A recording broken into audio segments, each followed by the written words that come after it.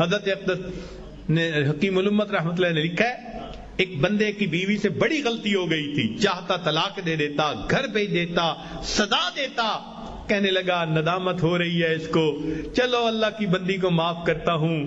فوت ہوا، اللہ کے حضور پیشی ہوئی، پوچھا کیا لائے؟ کہنے لگا کچھ نہیں لایا۔ فرمایا تم نے ایک مرتبہ اپنی بیوی کو میری بندی سمجھ کے معاف کر دیا تھا، آج میں بھی تمہیں اپنا بندہ سمجھ کے معاف کر دیتا ہوں۔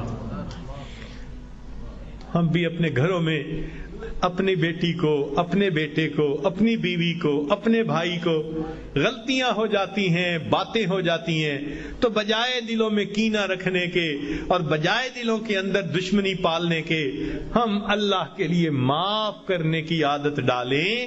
یہ نبی علیہ الصلوۃ والسلام کی عادت مبارکہ ہے۔ اللہ ہمیں اس سنت پر عمل کرنے کی توفیق عطا فرمائے، اور اس کے بدلے اللہ قیامت کے دن ہمارے قصوروں کو معاف فرما دے۔ میرے دوستو، ہم اس کے زیادہ محتاج ہیں۔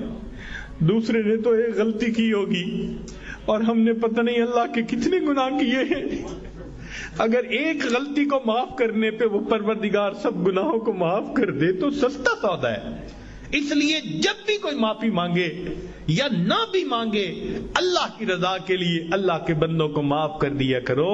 اللہ تعالی ہمیں اس صفت کے ساتھ بقیہ زندگی گزارنے کی توفیق عطا فرمائے۔